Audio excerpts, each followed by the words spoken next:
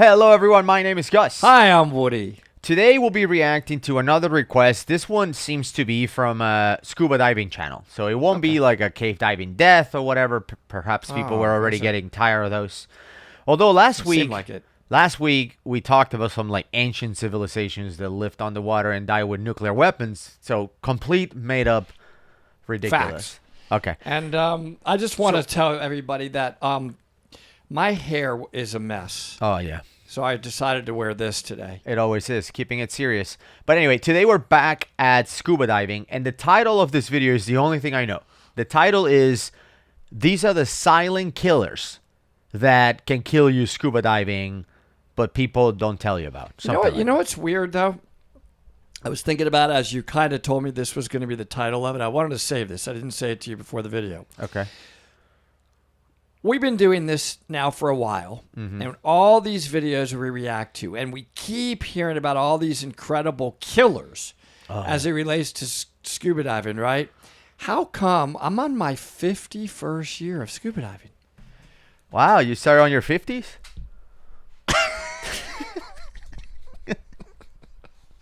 But I'm not, that's not why I'm saying it. I'm like, with all of the silent killers, I don't know what this video is going to show me. Yeah. I've never been really at risk. Close to like death underwater.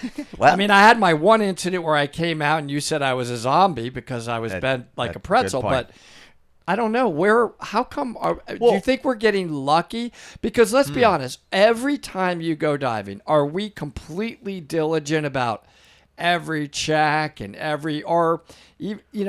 when you dive so often, like let's say you're on your second dive on a boat dive. Yeah. Do you just put your gear back on and jump in the water? And we don't seem to be, getting hit by these silent killers. We haven't. It's a conversation. That's all I'm saying. Maybe we're just lucky. We haven't watched the video. I'm gonna get killed for that. I know. One thing that I think people that watch this channel know by now is that in scuba, there's no like, oh, you move a finger and you die. Like, that's just not a thing. Even cave diving, wreck diving, whatever. Like, you can make pretty outrageous mistakes and still make it out fine. Like, run out of air. If you run out of air completely, 30 meters on the water, 100 feet underwater, if you're diving with your body and your body is paying attention to their gas, you both can still make it out. Like, how bad is to run out of air at 30 meters? Horrible. And you can still survive because you're taught to share gas and body ascend and both of you get to the surface. So anyway, we don't know what the video is. So let's start watching and let's see. Let's add our own clarity. Yeah, it's just good to put some stats to it. We highlight these incidences, but if you think about the number of dives that there are, millions compared to the number of deaths. Right. There is a chart out there that some of the recreational agencies used to use where they would compare, like you have a much greater chance of dying from mosquito bites or hippopotamus attack. Yeah, exactly. Or lightning strikes or a vending machine falling on you. Yeah. Than scuba diving. Oh, last week when I went to Beneath the Sea in New York, by the way, you missed a big show.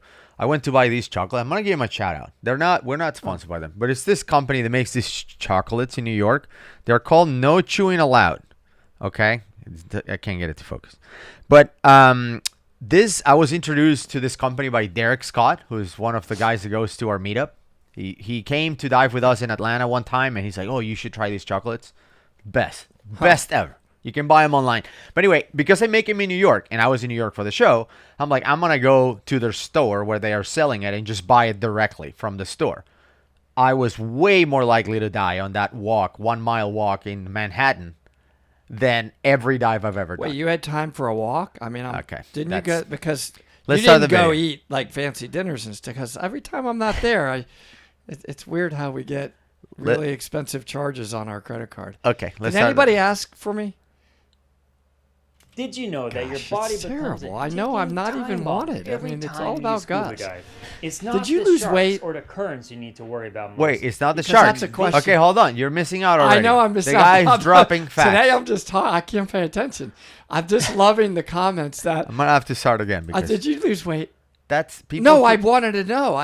Because I want to answer it at the start of this video, so all of the comments aren't all about you. You look great. You look amazing. You're so athletic. You are amazing. What's your secret? I got it all out of the way. I got it out of the way for everybody. All right. Did you know that your body becomes a ticking time bomb every time you scuba dive? You see? It's not the sharks or the currents you need to worry about most. It's not the sharks. It's the invisible nitrogen slowly building up in your tissues. In this important video, we'll explore how this process works and how that hidden gas density can be a shocking awakening for any diver, and make sure we can prevent it as much as possible for ever being a shocker for you, and you'll be well prepared. As you sink deeper into the blue, your body undergoes a silent metamorphosis. Okay. I have to pause it, and here's why. Listen, this is what I mean. When you take a scuba diving class, a basic, your first class, open water 101, whatever they want to call it, open water. Open water, yeah. You're taught about staying within your no decompression limits. Correct. I want to put all this in perspective.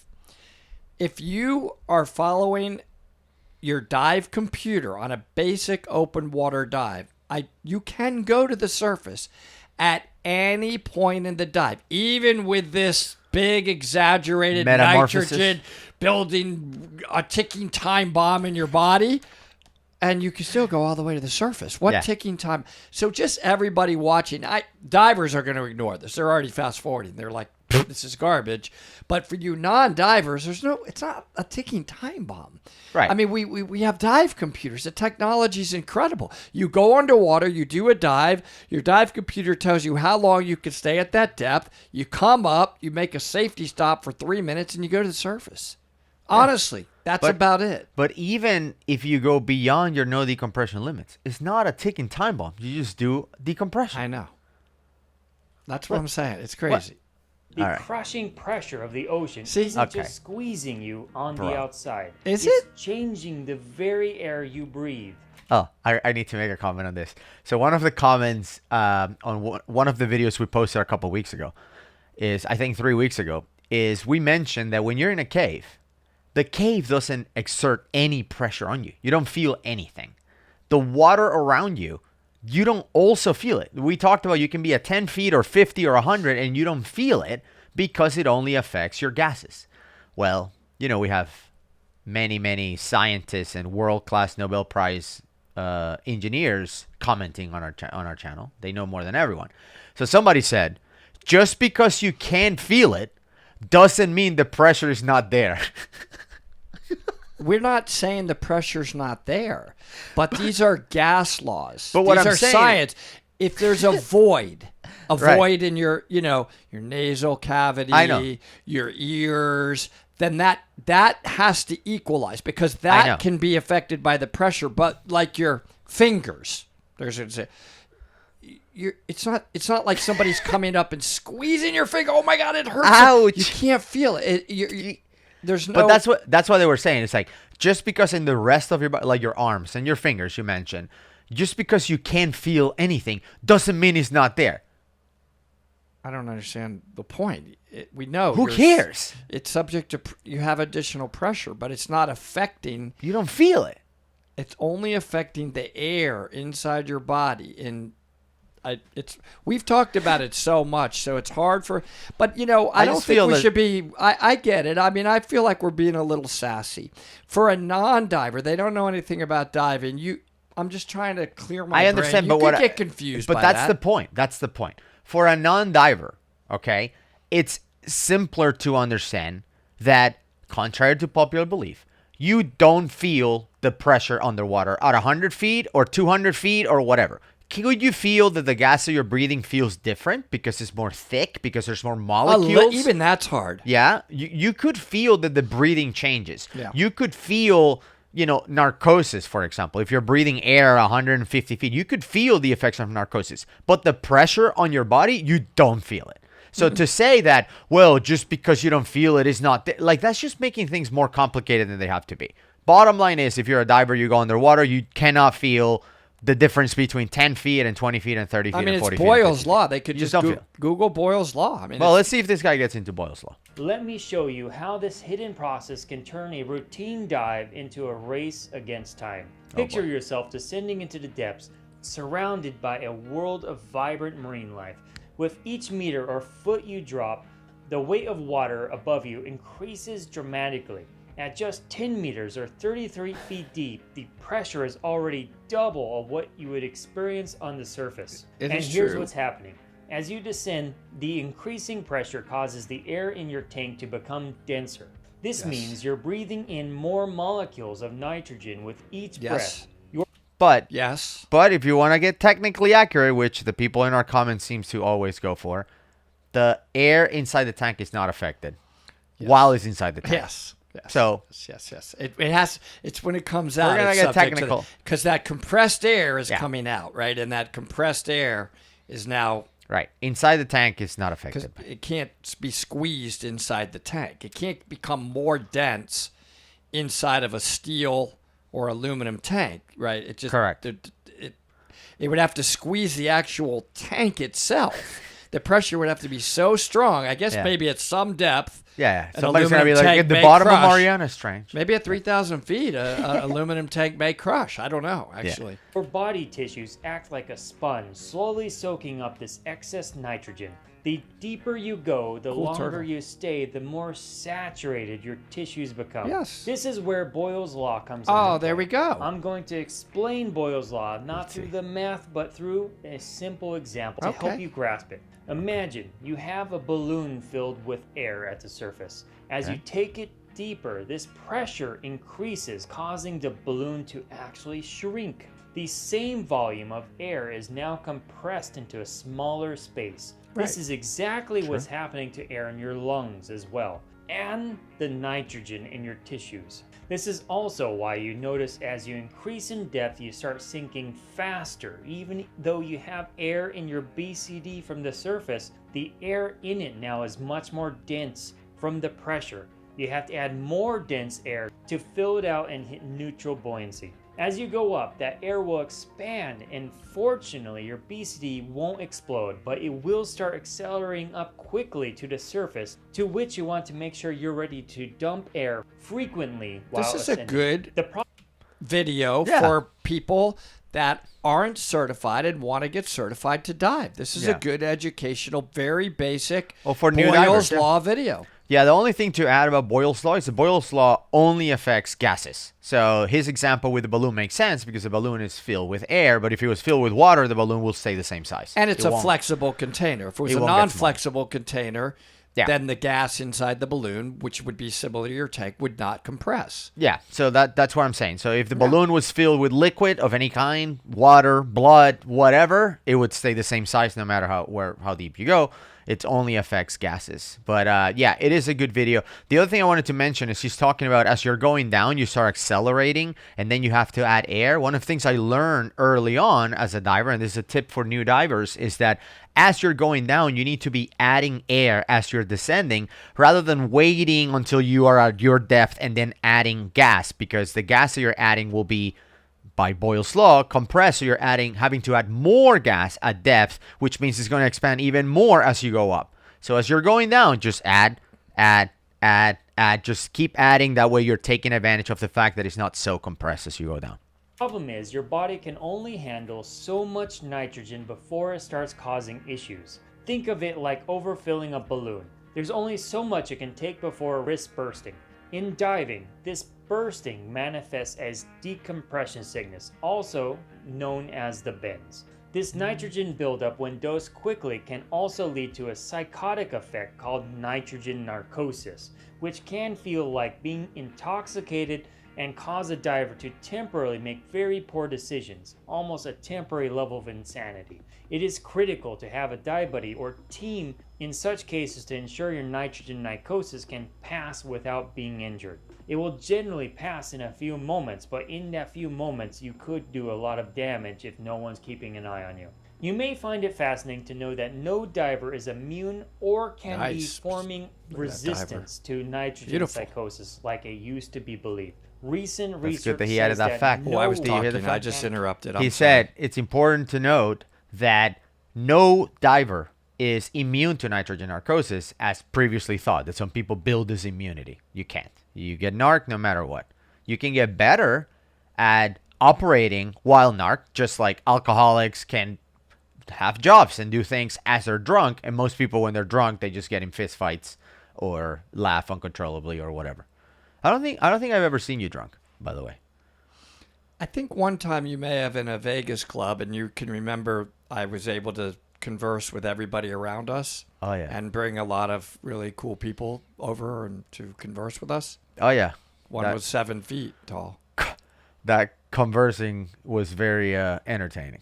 Resist nitrogen psychosis, although maybe some experienced divers may handle it better because awesome. they Leafy know fish, the I think. feeling.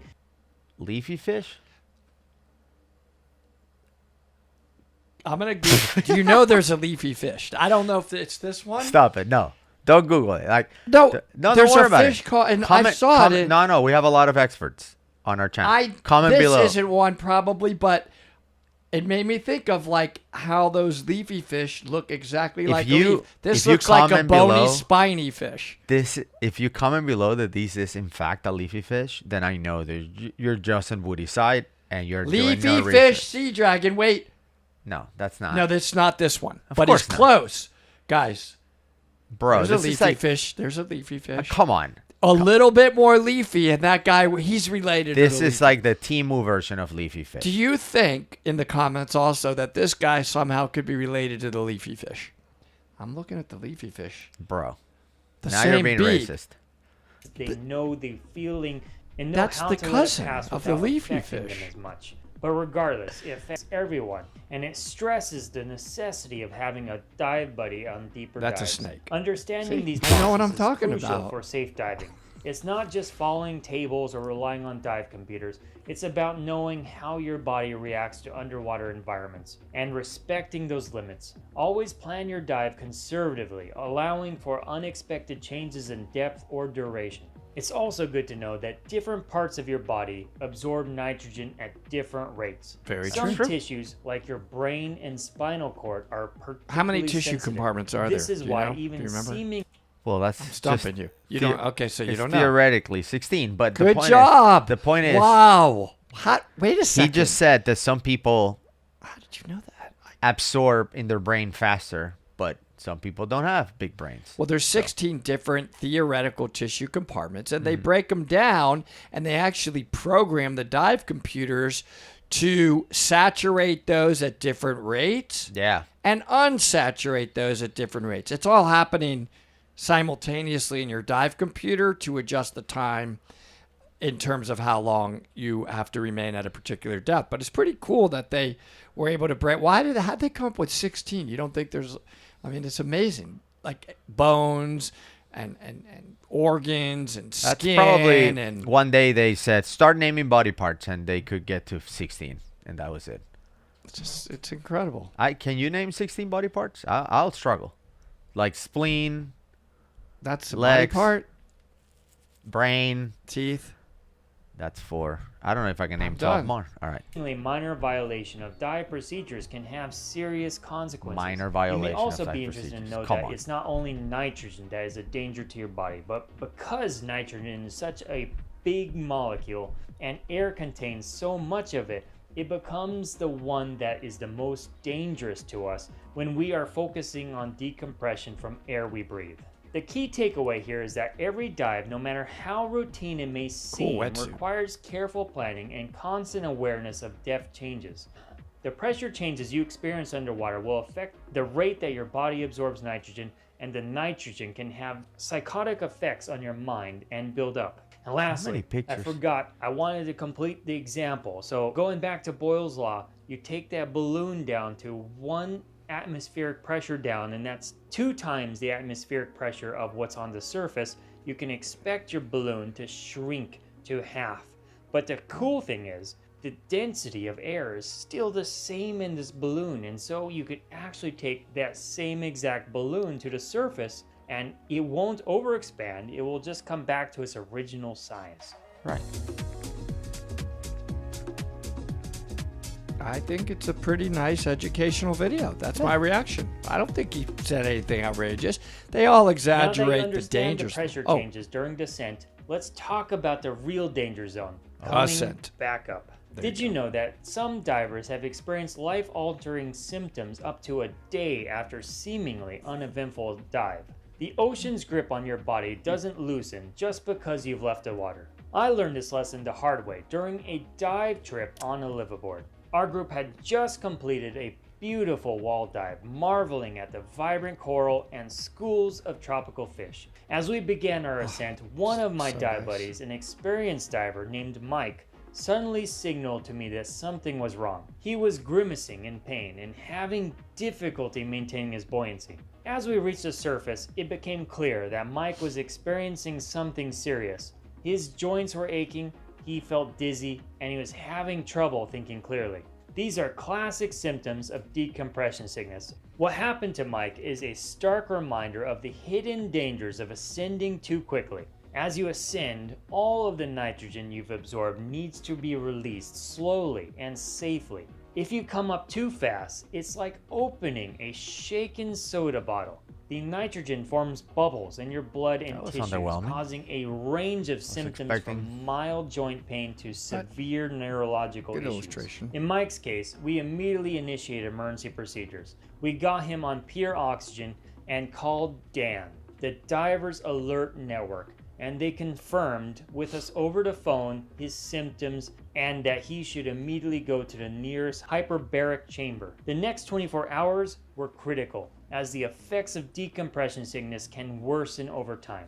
Mike did everything right within the recreational dive limits and still experienced decompression sickness, indicating that even amongst the best of circumstances, a good diver can still get decompression sickness. True. However, these are rare cases, and a lot of divers will call this undeserved bends. Sometimes divers doing things that they shouldn't be will get the bends. Sometimes doing everything right can still get the bends. True. However, undeserved bends are rare cases, and the training we undergo as divers ensure the greatest probability to prevent decompression sickness. There is still a lot left ultimately for us to understand decompression sickness and how to remove its risks thoroughly and how it interacts with our bodies. Can you believe there's still many mysteries that we don't quite understand how decompression sickness affects us? We can only make a bunch of guidelines as a people of how to mitigate it as much as possible. This experience hammered home the importance of proper ascent techniques and decompression stops. It's not just about following the numbers on your dive computer, it's about understanding the physiological processes happening inside your body. Every diver needs to be aware that the risk doesn't end when you reach the surface after a dive. The nitrogen in your system continues to off-gas for hours after your dive, which is why it's crucial to avoid flying or any kind of high-altitude travel immediately after diving, like hiking or driving on a road into a mountain. Nitrogen, as well as other gases the body has absorbed, will release naturally over time from the body, releasing its danger to you, but the more it has been absorbed into the body, the longer it will take for the nitrogen to naturally release. It is common for recreational divers to do a safety stop at the end of every dive for this very reason.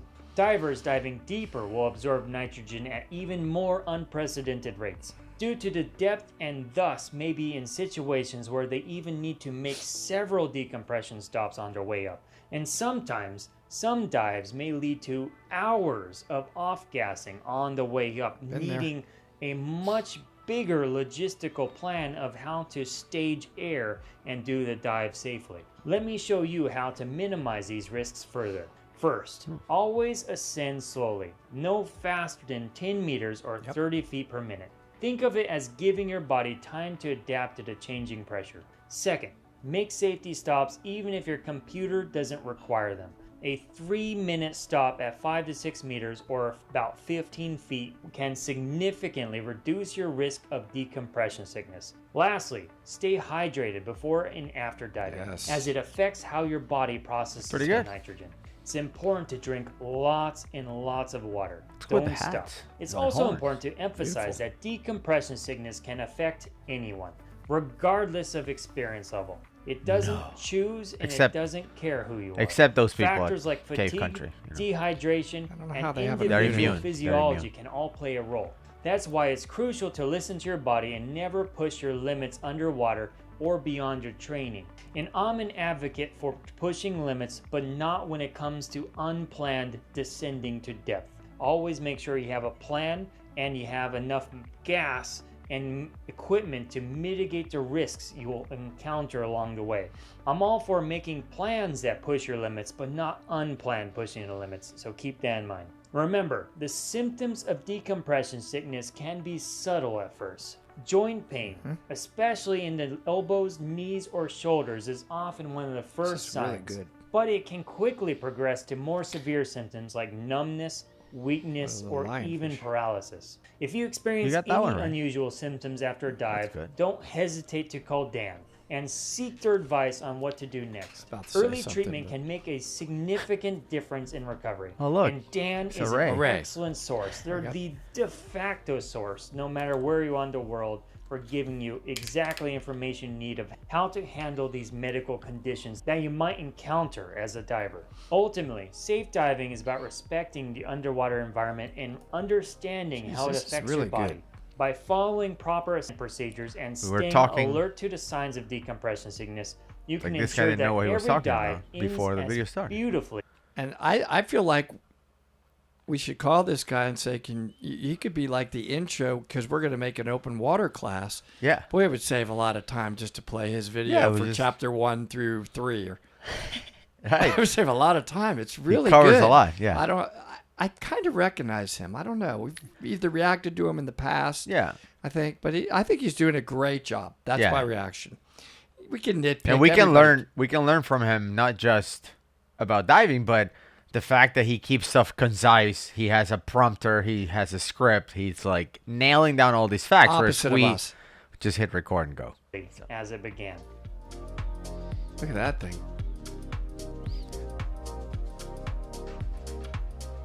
Beautiful. Oh, another one right. Well, Oh, look at that. my favorite. As crucial as proper ascent procedures are, That was a they're cuttlefish, just I one piece of the diving safety puzzle. There's another danger that doesn't wait for you More to dangers. surface. It can strike at the bottom of your dive, Lightning. turning a peaceful exploration into a life-threatening emergency in seconds. Let me show you why even the most vital elements of diving can become your greatest threat. Oxygen, the very gas that sustains us on land, can become the silent killer underwater. It's a paradox that catches many divers off guard. could Imagine convulse. being at the pinnacle of your dive, surrounded by wonders of the deep, when suddenly your vision begins to blur, your muscles start to twitch, and before you know it, you're fighting for your life. Let me show you how this seemingly impossible scenario Not can much of a unfold. fight. Like when you had the wrong gas at that one dive at Roaring River, and Oh, yeah. so you didn't do your checks, or what happened? I mean, I don't want to re-bring up that. I know you're a doctor and PhD of diving and perfect, but something, Yeah. that day you just had something happened. You just didn't analyze your gas. I don't want to bring it up. I don't want to remind. I'm not trying to criticize you, but you could have convulsed and died. Picture your body as a finely tuned engine. Good On point. land, it runs smoothly on regular gasoline, air. But as you descend into the depths, it's like you're suddenly filling the engine with Look how rocket beautiful fuel. that is. At first, everything seems fine, maybe even better than normal. But push it too far, and that engine will shake itself apart. Now let's break down what's really happening when oxygen becomes toxic. At the surface, the oxygen in the air is at partial pressure that our bodies have evolved to handle. But as we descend, the partial pressure increases. Past a certain point, our cells can't process the oxygen fast enough. It's like trying to drink from a fire hose that's simply too fast. This is where the concept way of of explaining it. maximum operating right. depth, or MOD, comes into play. Every breathing gas mixture has a depth which it can become dangerous if you breathe from it. For regular air, this is typically around 56 meters or 185 218. feet. Beyond this depth, the risk of oxygen toxicity increases dramatically. Why he did But it's 185? not just I'm gonna about do some depth. math. Let me see. Time is Okay. also a keep crucial the video factor. going though. Even at shallower depths, prolonged exposure at elevated oxygen levels can lead to problems. This is why technical divers that dive deep often use different gas mixtures for different phases of the Well, dive. at 185, your partial pressure is 1.39. So it was all he was doing was saying, Keeping it don't to go 1.4. above, don't go above 1.4. Right. Okay. I'd say for recreational, they do advise you not to Conservative. not but, to exceed that level. But if you're a recreational diver, you're not at 185 anyway. No. You shouldn't go beyond 130, 40 meters. If you have a deep certification, I think it's 130, right? Yeah. 132. Okay. Carefully managing their oxygen exposure. The effects of oxygen toxicity can be devastating. In its acute form, it can cause seizures underwater and literally your heart to stop beating. A very potentially fatal situation. After you drown. But there are also other long-term risks associated with repeat exposure to high oxygen levels, including damage to your lungs and central nervous system. So how do we protect ourselves from this invisible threat? It starts with proper training and back to planning. Of course, planning. Understanding your gas mixture and its limitations is crucial. Always know the MOD for the gas you're breathing and never exceed it. Use dive computers that track your oxygen exposure and pay attention to their warnings. For technical divers, this often means using Trimix, a blend of oxygen, nitrogen, and helium so nice. for deep dives. Expensive. The helium replaces some of the nitrogen and oxygen, allowing for... Tell them what you just told me, where you filled up. I know. You went on a deep dive at Eagle's Nest, and you filled up. It was an 80 cubic foot cylinder, 180. And how much did you spend? So I went to Eagle's Nest to dive the Dive Talk Go Plus, which is certified to 100 meters or 330 feet. And the plan was to go to 90 meters, so 300 feet, 295, something like that.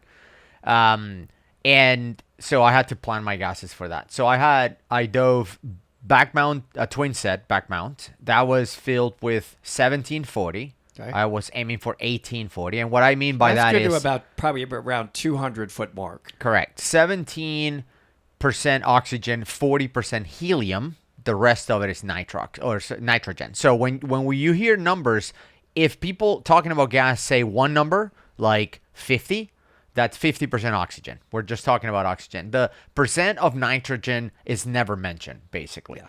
If you hear something like 1060, that means 10% oxygen, 60% helium, and the rest is nitrogen. So...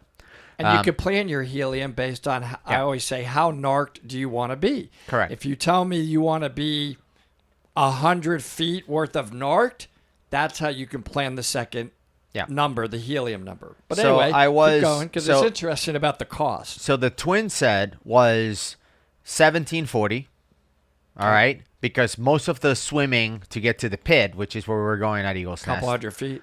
Yeah, it was like 200 feet was most of the swim. Then I had an aluminum 80 of 1071, so 10% oxygen, 71% that may get you down helium. To 100 meters. I have to do the math. Okay. So the MOD on that was a lot higher, 323 or something like that. It was deeper than anywhere you can go at Eagle's Nest. Gotcha. So I could have breathed that anywhere in the cave and be fine. And then I had an aluminum 80 of 50%, and then I had an aluminum 40 of 100%. So that's 5 tanks, plus the rebreather. It's a lot. Because remember that the tanks for the rebreather are used for bailout. Like if my rebreather failed at the worst possible time, which is the deepest point in the whole dive, all those tanks were made to bring me to the surface safely because there was going to be deco. It was 53 minutes of deco on that dive. It was a long time. But yeah, so because I didn't have any of those gases, the only one I had was the 40 cubic feet of oxygen. Okay. That one we have in the van. But the other ones I had to put together. Yeah. $320 I paid for the fills. Yeah. Think about that. Oof. Good news, but you're on a rebreather, so right. How much of it did you think you used? The good news is that because I didn't bail out, the rebreather worked perfect. Yeah. We did 2 dives. So I filled up for the first dive. Then I did dive number 2. And the tanks are still full in the van. So I can go next week if I want.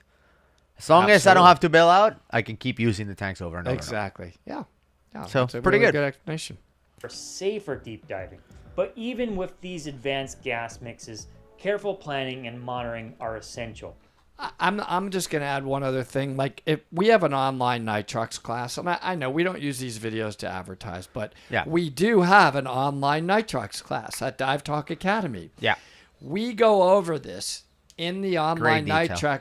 nitrox class in great detail, and you're going to get quizzed on it, and you're going to have to know how to calculate it. Yeah. It really goes into much more depth than if you are not diving nitrox, because now we're increasing the oxygen percent, and you really have to understand how to calculate your MOD, your maximum operating depth, exactly because of what he's talking about. Because you could convulse. Your Yeah. body can't handle the And higher he- percent. So we really do get into dive planning and analyzing your gas and doing these calculations in our online class. So if you want to get nitrox certified, Yeah. DiveTalkAcademy.com. Yeah. But what I'm saying is he's sharing kind of the facts. The fact that you need to know your MOD, your maximum operating depth, depending on the gas that you're diving. Yep. On the nitrox class, we teach you how to calculate that. Not just that you need to know it, but how do you even come up with a number? Right? How to properly analyze it, write it on the tank, like all that stuff. One of the major causes of death for technical divers is breathing the incorrect gas mixture at the wrong depth, which has led some divers always ensuring they test the air mixture into tank immediately before diving and clearly labeling the tanks in a manner that is easy critically to read important. and understand. Yep. This is done with an analyzer before the dive, and you clearly mark it and label it so that it's easy to I have that discern analyzer. underwater and potentially invent that you're narked. You'll do all So this that in our hopefully nitrox it's class. easy for you to figure out what your tank has in it. It's also important to be aware of factors that can increase your risk of oxygen toxicity. These By the way, notice that he wrote in the tank 31.5%. Although that's accurate because that's what the analyzer analyzed. When you program that into your computer, you won't be able to put 31.5%. So the question is, and I don't want you to answer this one.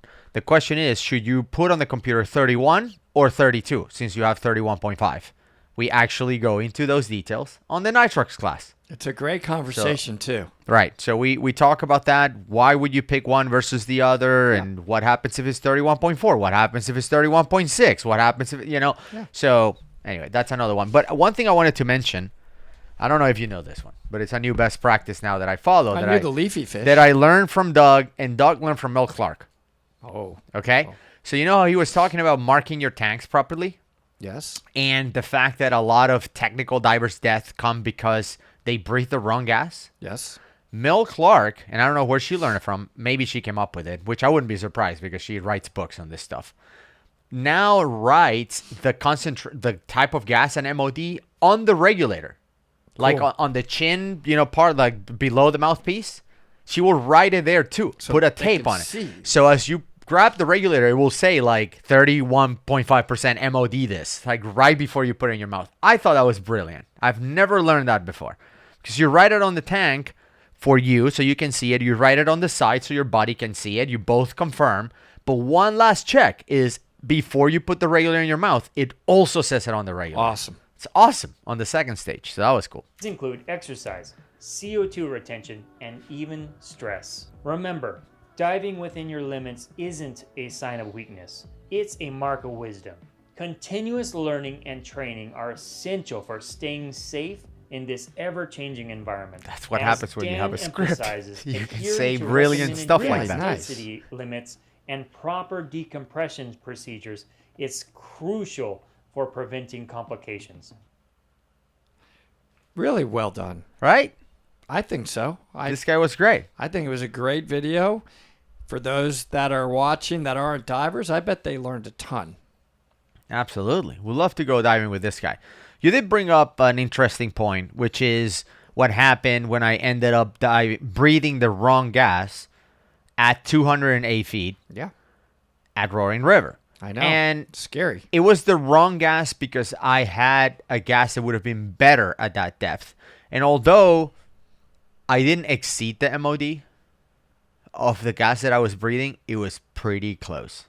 Like I was 3 meters away from the maximum operating depth of the gas. And remember that, like he said, things can happen even when you're within the limit. So to get Correct. that close to the limit, Right. and maybe you don't have somebody nearby and you start convulsing, Yeah.